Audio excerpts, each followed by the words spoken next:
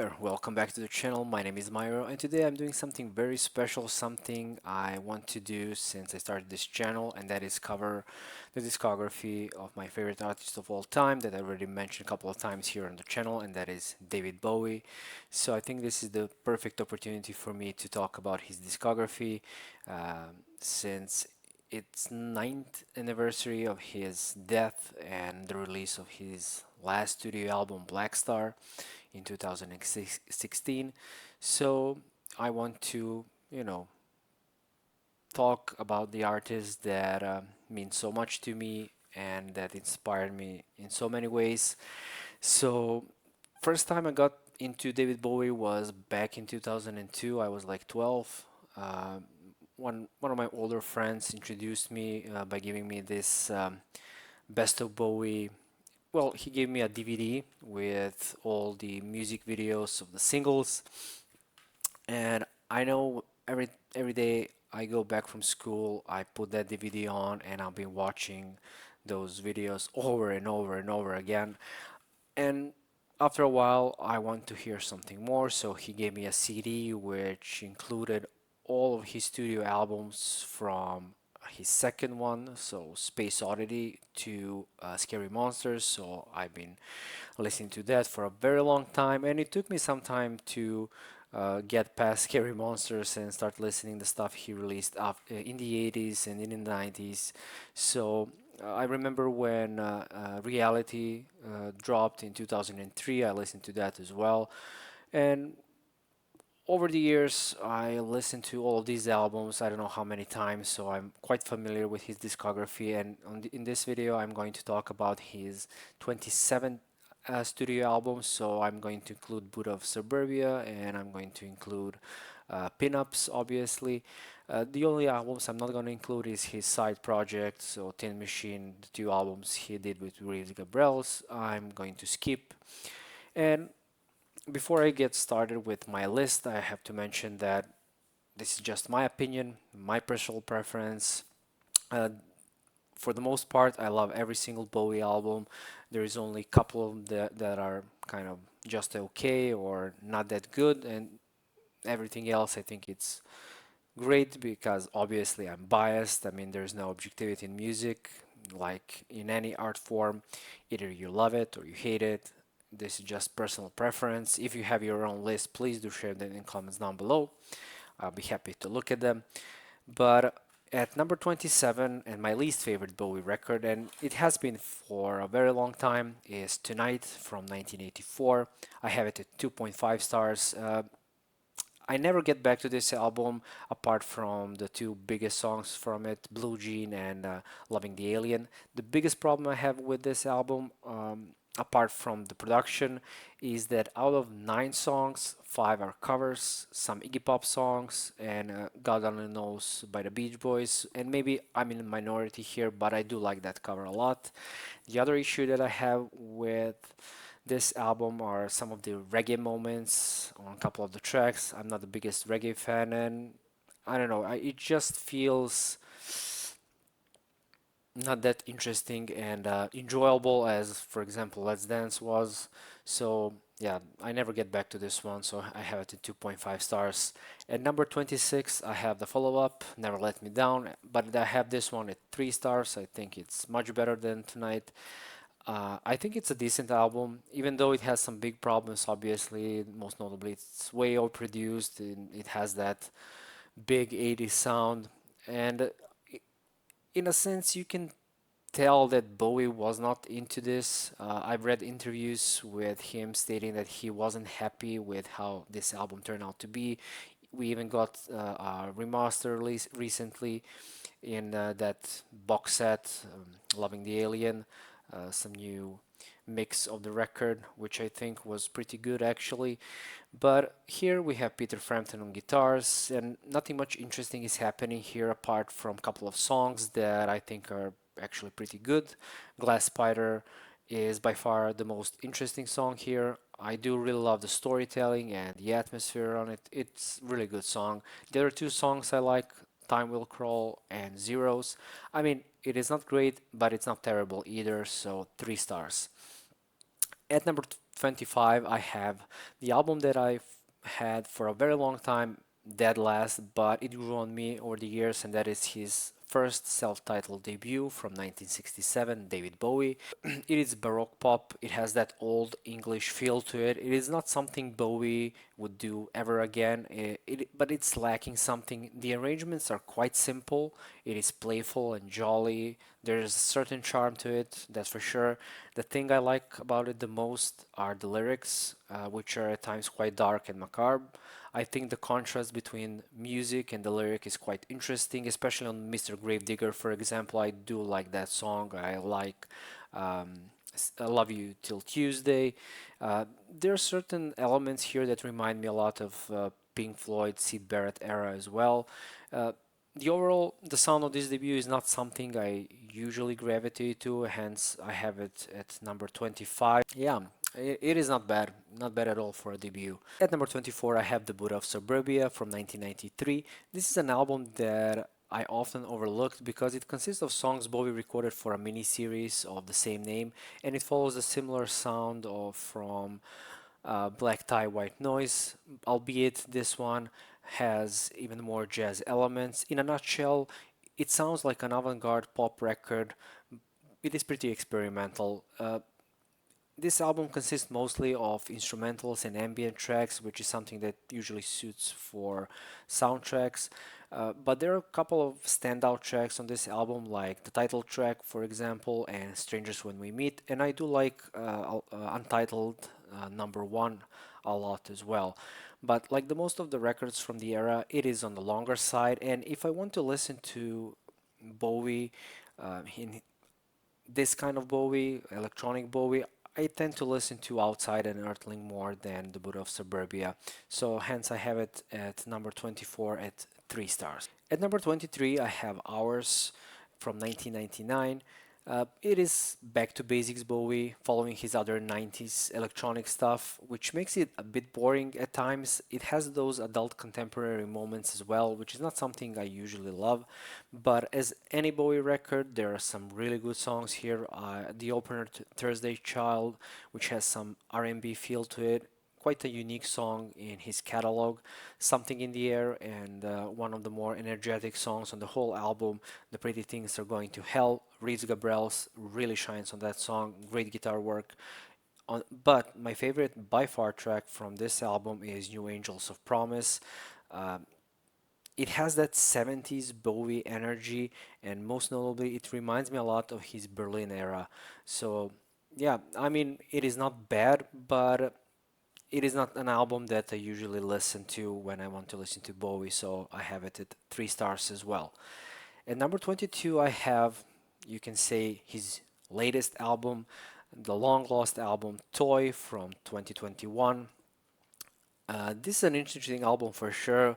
It is an album that had a turbulent story. Initially, it was supposed to be released back in the early 2000 before Heathen was released, but the idea was scrapped, and instead we got Heathen in 2002. It features re-recordings of some earliest Bowie singles from mid 60s and early 70s. Mix of Toy leaked on the internet back in 2011, I believe, but in the end, we get the official release in 2021, 5 years after his death. I really love the re-recording of Shadow Man, a song from Ziggy Stardust session, Karma Man, and Conversation Piece. Uh, I think the band here played extremely well. Nothing bad I can say about it. Compared to the rest of Bowie's catalog, it is on the lower end, so I have this one as at 3 stars as well. At number 21, I have already mentioned Black Tie White Noise from 1993. In a way, this is the beginning of the rejuvenation period for Bowie following the lackluster Tonight and Never Let Me Down from the 80s. The Tin Machine project was stopped, and Bowie was back in the studio once again, and Nile Rodgers was brought into the mix as well after Let's Dance. Nile wanted to do something similar to that album, which was a huge success for Bowie, but while Bowie, on the other hand, wanted to experiment a bit, so that dichotomy is definitely felt on this album. It has the sound of the era, dance pop tunes with some light jazz elements, R&B, etc. There are a couple of really good songs here. I like the title track, Jump They Say, a song that is about his schizophrenic half brother Terry, who committed suicide in 1985. Don't Let Me Down and Down, and I do really like Palasatina. After the release of this album, Bowie once again started to get the attention because Jump They Say received a fair amount of radio and video play, and it's, like I said, the beginning of his 90s era back to form Bowie. I have this one at 3 stars. At number 20, I have Pinups from 1973. I had this one lower on my initial list, and mostly because it's a cover album, and hence I usually don't care about cover records that much apart from a handful of albums. If you watch my Nick Cave and the Bad Seeds video, you'll know what I mean. This is a decent cover album, and in general, I do love Bowie's covers. I think he's a very good interpreter of songs. I love his cover of See Emily Play and Whose I Can't Explain, but to me, the best cover he did on this album is definitely Sorrow. It is even better than the original, in my opinion. I just love that song. So overall, it is a really good cover album, but it is a cover album, so I'm, you know, not as interested and invested as his original material. At number 19, I have Reality from 2003. I have this one at 3.5 stars. This is the first Bowie album I got the opportunity to listen to when it was released back in 2003. I was 13 years old and I just started exploring Bowie's catalog, so I was pretty excited to hear this one. I liked it a lot back in the day, but obviously over the years, when you compare it to the rest of his discography, it is not as good as I thought it was. Don't get me wrong, I still think is good, and I have it at 3.5 stars. And it is Bowie's return to a more traditional rock sound, but still experimenting a bit with art pop and jazz, especially on the closing track and my favorite from the album, Bring Me the Disco King. It opens up with another great song in New Killer Star. I also love Fall Dog Bombs the Moon, Dazed, Looking for Water. It was also the last record before his big break following his heart attack on Reality Tour in 2004, and it was the last time he went touring again. I think it is a very good album, but I like some others more, especially the albums that were released in this era. At number 18, I have Earthling from 1997, and I have this one at 4 stars. So everything else from 18 up to 1 is 4 stars and above, and this just shows how much I love Bowie. Bowie going drum and bass is something to be expected from a musical chameleon he was. He pulled from the sounds of the era and managed to create a really good electronic drum and bass record. The jungle production is pounding and loud, especially on Little Wonder, Telling Lies, or Dead Man Walking. I know that this sound is not for everyone, but I do really like it. I think the album sounds really good, and there are some great songs. I'm Afraid of Americans is amazing industrial track inspired by Nine Inch Nails. So is 7 Years in Tibet. I think it's a quite colorful record, same as the cover artwork would suggest, and that's why I like it a lot. It is noisy, it is aggressive, it is chaotic, and in my opinion, an underrated Bowie record. So number 18, Earthling, 4 stars. At number 7, I have another 2000s record, Hidden. I have this one at 4 stars as well. And this is definitely a step into the right direction following Hours. I think Hidden is a record that has so much to offer to the listener. The songwriting is so much better here than on Hours. The album feels sincere and at times quite ominous. And it starts off with a pretty melancholic song, Sunday, that feels personal. I love slow burn songs like this, and the lyrics on it are also really good. Compared to Reality, which was warm and more rocking, Hidden is gloomier and darker, which naturally drew me in. There are rockier tunes here as well, like the fantastic cover of Pixies' Cactus, but for the most part, songs have that slow burn feel to them, and in fact, there's a song called Slow Burn that sounds like the title suggests, and it's one of my favorites from the record. Other notable tracks I have to mention are Slip Away, Afraid, and Hidden the Race. So overall, I think it is a great record, and I just I love the sound. I love the cover artwork. So I love everything about it. It is great stuff. At number 16, I have The Next Day from 2013. I have this one at 4 stars as well. The only reason I have this one at 16 is quite simple. I feel it's kind of bloated. 14 tracks, almost an hour long. It could be trimmed a bit for a better listening experience, a more cohesive listening experience, but overall, I think it's a great record. And the first one he did after 10 years, yeah, after 10-year gap following his heart attack. I was so stoked when he just dropped the first single out of nowhere. Where Are We Now? And I do love the throwback cover artwork with iconic heroes, album cover with the album's title covering his face. Bowie wanted to encompass the feeling of isolation, and I think he did a great job in choosing heroes. The first half of this record is amazing. First 6 tracks, all great. It opens with chaotic title track and it just goes banger after banger. The Stars Out of the Night, Love is Lost, self-reflective, Where Are We Now, Valentine's Day, about school shooting. The second half of the record is a bit weak, but it does end on a strong note with You Feel So Lonely You Could Die and Heat. So yeah, 4 stars for this one. I think it's a really good record. At number 15, I have Let's Dance from 1983. I have it at 4 stars. Maybe it is low for some, but let's be honest, besides the singles and a couple of deep cuts, it is not as good as his other stuff. It was his biggest selling album and a big commercial success, and I think one of the best 3 opening tracks ever on any album with Modern Love, Let's Dance, and China Girl. All fantastic songs that still get radio play today. Lyrically, I'm not sold on this album, but as a pop record, 80s pop record is pretty good. In general, 80s Bowie, apart from Scary Monsters, is not something I gravitate towards when I want to listen to Bowie, so I think that's the main reason I have it this low, but I still like it. I think Cat People Putting Out the Fire is fantastic. I just love his vocal performance on this one, especially when he, yells gasoline part. And I have to mention one other song that I really do love for this from this album, and that is Ricochet. I think that song has that experimental edge of Bowie's Berlin trilogy of albums, most notably Lodger, and I really like it because of it.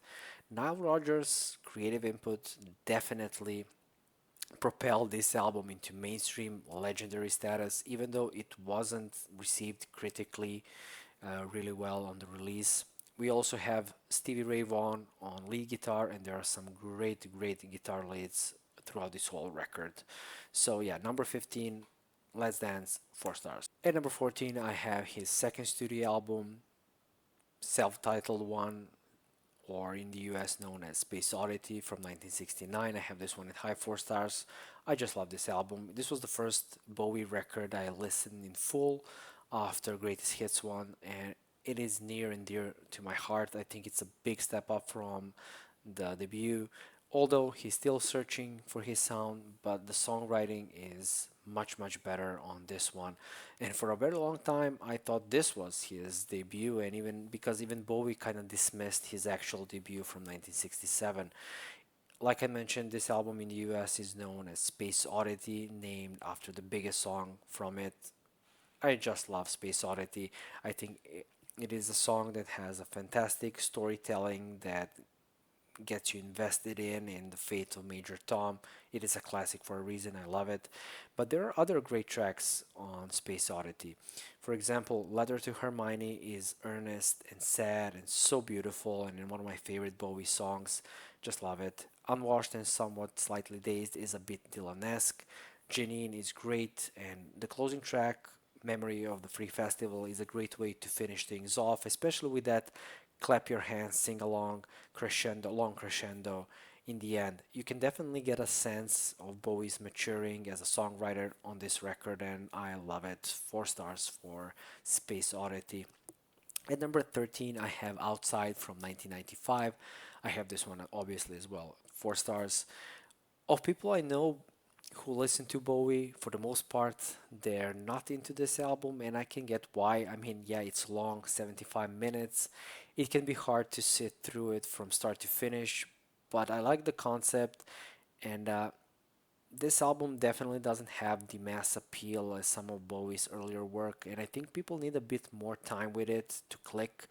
I think it is a rewarding listening experience if you just give it some time. Outside has so much to offer, and once again, on this album, Bowie is back with Eno and drawing inspiration from the likes of Nine Inch Nails. We get this great ambient industrial mammoth of a record. It is a nice mix of different genres, and I don't mind the segues. I think they add to the story and the flow of the record. Bunch of great songs here. Heartfelt Lesson, Hello Space Boy, A Small Plot of Land, the new rendition of Strangers When We Meet, I'm Deranged, a song that found its way to Lost Highway soundtrack, a film by David Lynch, fitting to say the least. I like the gloominess and industrial vibe of the record, and yes, I have to be in a specific mood to listen to it, but if I am, I'm in for the ride.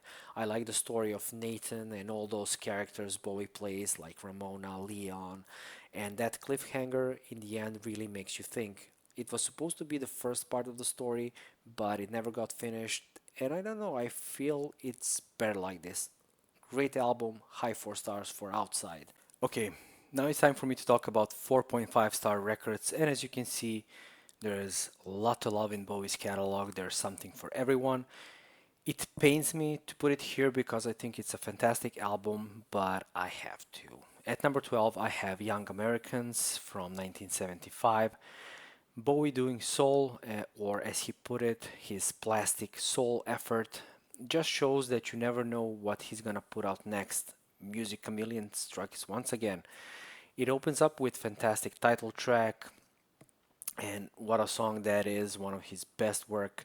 Bowie sounds amazing, one of his best vocal performances, and the backing vocals throughout this whole album are amazing. I like the production, the drum sound is amazing, and it's just a shame that John I'm Only Dancing Again didn't make the cut. I think this album would be even higher on my list if that song was on it.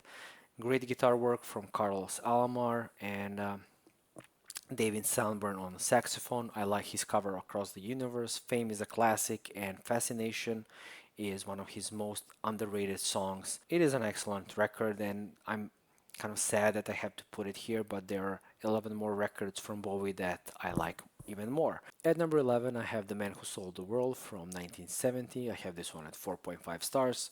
This is by far Bowie's heaviest record, borderline hard rock, and there are certainly a couple of songs that show that, like She Shook Me Cold, for example.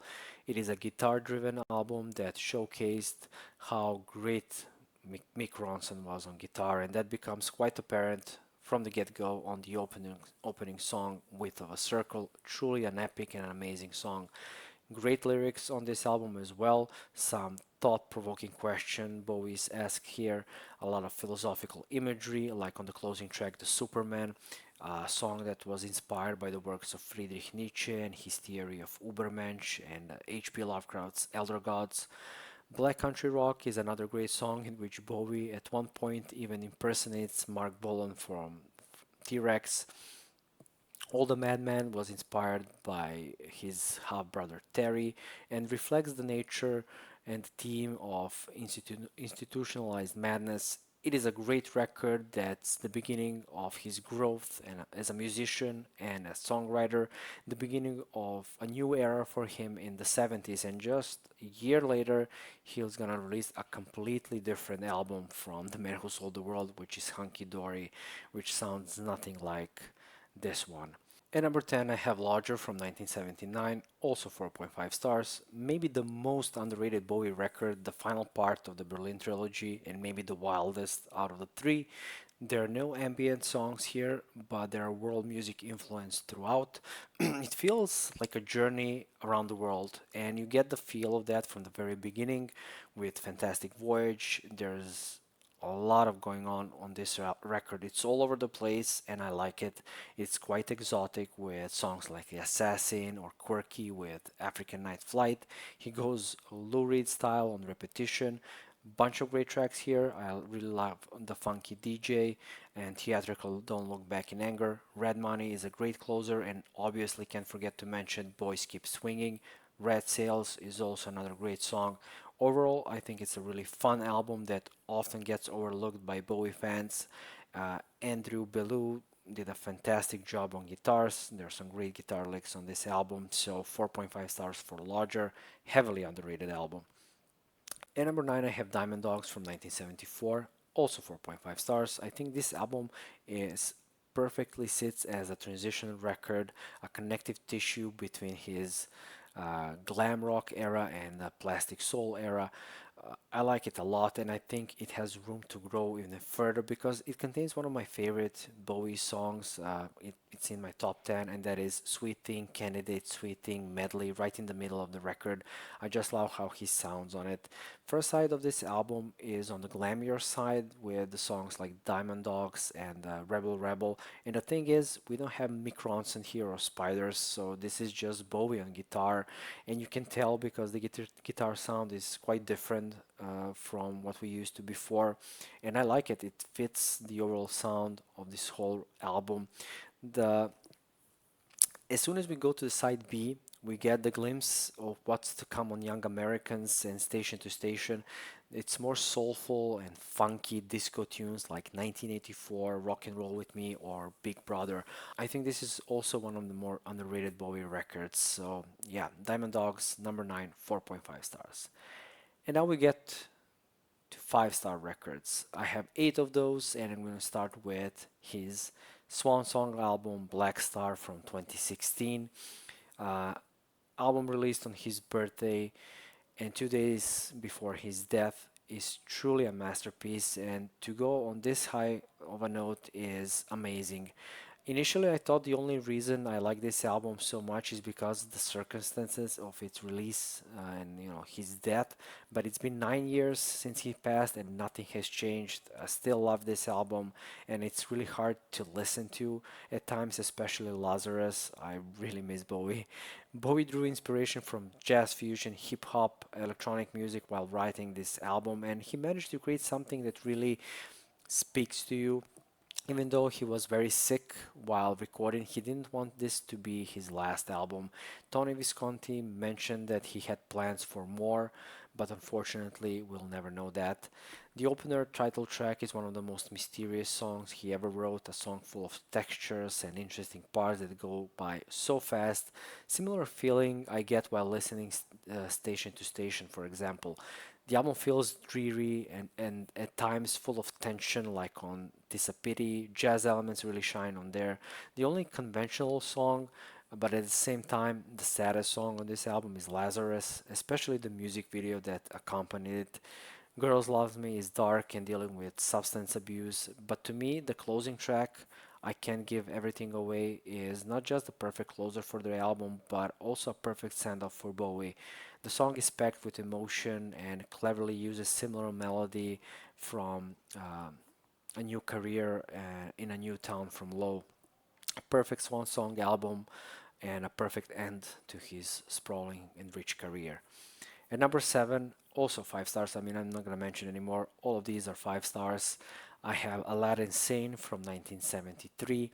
Ziggy Goes to America, and most of the songs were written during the US tour, and that American feel is most notably on songs like Driving Saturday, Panic in Detroit, and Watch That Man, the latter being a song influenced apparently by New York Dolls concert Bowie saw. But there are more to this album. It's not that glammy as some of the songs can make you think, because there are a couple of songs here that have a completely different mood, like the title track, Time, or Lady Grinning Soul. Piano driven songs that are moodier and darker than the rest. The main reason they sound as good as they do is definitely Mike Garson on piano. His avant garde playing really added a new layer of sound on this album. And same as Wakeman did on Hunky Dory, I think Mike Garson's piano playing was essential for the sound of this record. So it is amazing. So 5 stars for Aladdin Sane. At number 6, I have Hunky Dory from 1971. Following the guitar-driven The Man Who Sold the World, Bowie's next studio album will almost completely ditch guitar in favor of piano. apart from a couple of songs, most notably Queen Bitch, where Mick Ronson gets the opportunity to shine once more. The star of the show here is definitely Rick Wakeman on piano. It is a different style from Mike Garson on Aladdin Sane, and some of the piano melodies on Hunky Dory are just phenomenal. Life on Mars is the clear example of that, one of his biggest songs with a big sprawling chorus, epic chorus. I love it. Changes, fantastic song. All You Pretty Things is amazing. Apart from the big three classic songs from Hunky Dory, there are great deep cuts as well, like Quicksand, the Billy Brothers, Cooks. Hunky Dory didn't get almost no attention upon its release, and it was only when uh, Ziggy was released the next year the album got the recognition and entered charts. Hunky Dory kind of foreshadows the glamminess of the future records, and Hunky Dory brings back more kind of a singer, songwriter, and folkier tunes into the mix to a great success. It is a classic record, and I love it. At number five, I have Low from 1977. This is the start of my favorite Bowie era and a complete left turn for him after his soul, R&B, Young Americans, and funky Station to Station. Bowie joined forces with Brian Eno and Tony Visconti once more to make something that he never did before. He reinvented himself and managed to create an album that would inspire so many. It's so groundbreaking record. First side of this album is full of hooks and fantastic melodies, and it starts off with one of the catchiest instrumentals I ever heard, and that's Speed of Life. The textures and weird production choices are really unique, and there is certain chaos on some of these songs, most notably Breaking Glass. Sound and Vision is a jamming track with great backing vocals, and when Bowie kick comes in like 19 seconds into the song with the line blue, blue, electric blue, is really cool. To me, the highlight for this side is definitely Always Crashing in the Same Car. Such a cool melody and great lyrics about making the same mistake over and over again. Love it. The second side is composed of instrumental tracks and ambient tracks that sound nothing like um, first side of this album, and I like it. It feels like a completely different album. Love the atmosphere and the vibe of the second side. It's really meditative, and sometimes when I feel like it, I just put on that side on my record player to ease my mind. It is a fantastic album. It's so groundbreaking and inspired so many musicians in the future. At number four, I have Scary Monsters and Super Creeps from 1980. To me, Scary Monsters sounds like the continuation of the Berlin trilogy in a way, but with added new wave and pop elements of the early 80s. It is bloody amazing record from start to finish, and the start of the show and the star of the show besides Bowie is once again Robert Fripp on guitars. This album is full of fantastic guitar licks and leads. I love the metallic sound on it. It's so good. And maybe the best example of it is Teenage Wildlife that uses Heroes melody and adds even more elements to it. Great lyrics on that song as well, and one of the most underrated Bowie songs ever. Such a great song that doesn't even have a chorus, but still every part of it so captivating, and those 7 minutes go by like this. I just love the feel of this record. It's so eccentric and wild at times, and it really shows that on the opener it's no game with Japanese narration and Bowie screaming the lyrics. It's so good. Ashes to Ashes is just marvelous, and the continuation of Major Tom's story. Great lyrics and great vocal performance, and the music video is so iconic. Love it. The title track is also one of the highlights for me. It has that sense of urgency in lyrics and music, and the music accompanies that feeling of, kind of a unease quite well. Fantastic record. At number three, it's obviously really hard to rank this, but at number three I have The Rise and Fall of Ziggy Stardust and Spiders from Mars from 1972. Best glam rock album of all time, in my opinion. It's such an important album and such a classic that it will never get old. Album that made Bowie a true rock and roll star of the era. The whole theme of alien coming to Earth as a savior of impending apocalypse is a thing that only Bowie could pull off. The album is full of character, sexuality, and rock and roll swagger. It's unreal. It's a perfect set of songs and one of the best opening and closing songs on any album. 5 Years and Rock and Roll Suicide. I like the theatrical nature of the record, the production, the playing, everything is perfect. Great guitar work from Mick Ronson and Spiders and the band, and most notably on Moonage Daydream and Suffragette City. The album is fun, catchy as hell, and perfect. 10 out of 10, in my opinion. And number two, I have Station to Station from 1976, and the only thing that I have against this album is the length, because I want more. It's only 6 tracks, but 6 perfect tracks that are full of bombast and character. The rhythm section here with Carlos Alomar, Earl Slick, it's amazing. They all did a phenomenal job. And at the time, Bowie was living on cocaine, milk, and peppers. We all know that story, and he doesn't even remember the recording sessions for this album, and it's just wild and mind-blowing how he managed to even record this and put the album of this quality in his state is just unbelievable. Station to Station is packed with great ideas, and the opener title track shows that perfectly well. In its 10-minute runtime, we have 3 distinctive parts and that are all unique and interesting, especially the climactic ending, and some of my favorite lyrics are on this song. It has funk elements, some krautrock elements as well, and I can definitely hear a bit of noise as well on it. It is a perfect song in my opinion, 10 out of 10. Bowie basically took his plastic soul from Young Americans and goes totally off the rails on this one in a good way. The funk is strong with this one, and a great example of that is Stay. Such a great tune, some great guitar work on it. Um, we have TVC-15, insane rhythm section on it, and a story that is so wild, talking about Iggy Pop's girlfriend being eaten alive by a TV set. The album closes off with a beautiful and melancholy cover of Wild is the Wind, one of the best Bowie's vocal performances. Such a great cover and such an emotional performance. Just love it. I think, in a way, it is a perfect closer for such a dark and troubled album that Station to Station is. Perfect 10 out of 10 for me. And number one, my favorite Bowie record and my favorite record of all time. It always was, and it always will be, Heroes from 1977, 11 out of 10. It's maybe an unconventional pick, but like I said, there is no objectivity in music or any art form. You love what you love, and I love Heroes. An album that defined my taste in music and one of the pivotal albums in my life. I love every second of it. And compared to Low, songs on Heroes have more urgency to them. Bowie is more present here than on Low. The lyrics on Heroes are amazing. The magical title track is my favorite song of all time, and the way the song is produced is quite a story.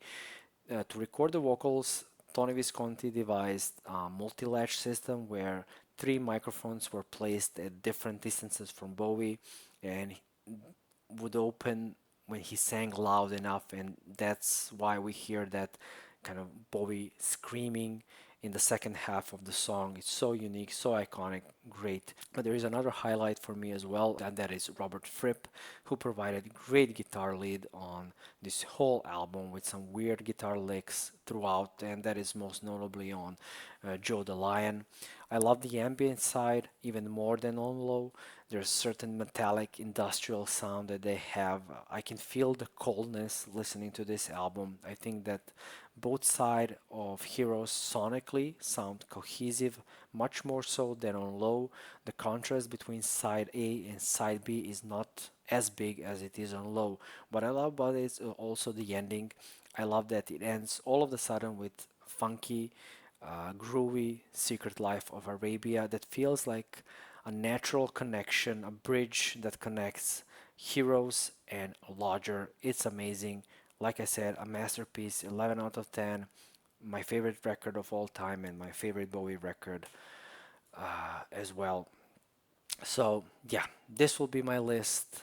It was a pleasure doing this, and it's always a pleasure talking about Bowie. I try to keep this short and simple without going into details on any of these records. If you like this video, please leave a like, share, comment, subscribe, all that good YouTube jazz. Thank you for watching, and we'll see you in the next one. Bye.